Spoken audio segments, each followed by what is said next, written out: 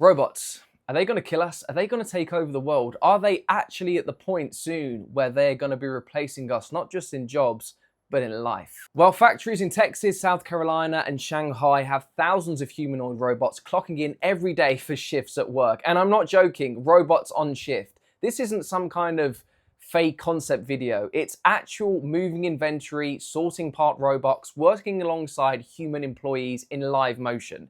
It's the first time in history that this is not actually science fiction. It's just a random Tuesday with robots working hand in hand with humans. But the fear driving the headline is that the machines might actually replace us one day, or potentially turn on us. We've panicked about this for a long time. In fact, this exact question has been asked for centuries, would you believe it or not, long before a single line of code was ever written. So, this time, do we really have to be worried given the advancement in AI, or are we just having the same argument we've always had about robots? Well, to really unpack this, we need to go back to the very first outbreak of humanoid robots, which was in 1811. Yes, 1811, in the town of Nottinghamshire in England.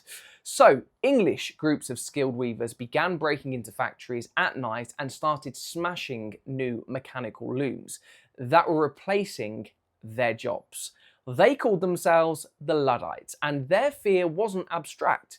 It was that these machines could basically do their work faster, cheaper, more efficiently, without needing to be paid a single penny. Now, the British government's response here wasn't a gentle one. Destroying industrial machinery was made a capital offence and punishable by literal death. So soldiers were rapidly deployed to protect factories nationwide in the 1800s, and they were also, at the time, the government very occupied with fighting Napoleon abroad, but that's a whole nother subject altogether. The Luddites basically lost. The machine stayed, but here's the important part about this. The fear itself never went away. It just basically kept finding new machinery and new things to attach itself to. And so a century later, the fear has found itself back in an enduring way, and it's happening right now. Just a little bit before though, back in 1921, a Czech playwright named Karel Čapek premiered a play called RUR, short for Rossum's Universal Robots. Now in the play, workers built to serve humanity eventually rise up and wipe humans out entirely. The word robot and that exact plot has never existed before this play, but you've probably heard of it in things like the Terminator franchise. Now, both went on to define an entire century of imagination. HAL 9000 refusing to open the pod bay doors, the Terminator sent back through time, every subsequent story about the machines turning against us literally takes lineage back to that play of 1921. But the time actual robots showed up in real factories decades later, the public had already been primed for a century to expect a rebellion. For most of the 20th century, the fear stayed mostly theatrical because real robots were nowhere near capable enough to justify it. Industrial arms on car assembly lines could weld a door open.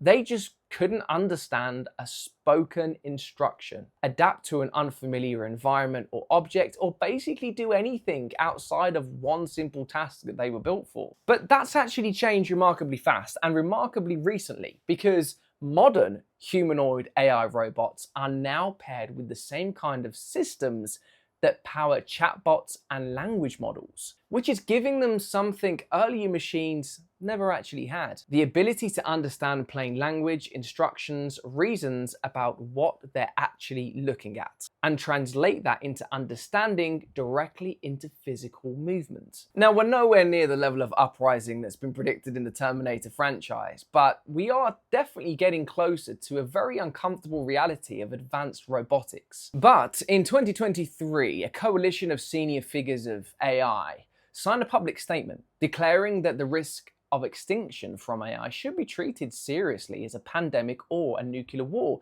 And at the same time, other credentialed researchers considered that framingly this was blowing out of proportion.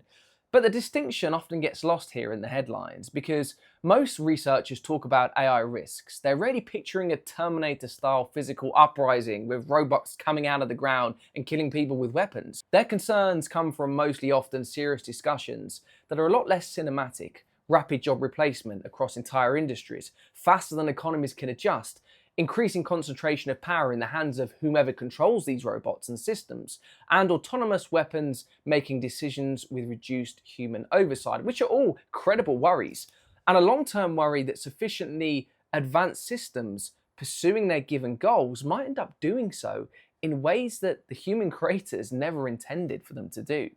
Now, none of that requires robot armies. Most of it is already in smaller ways underway as we speak. But will robots really take over the world?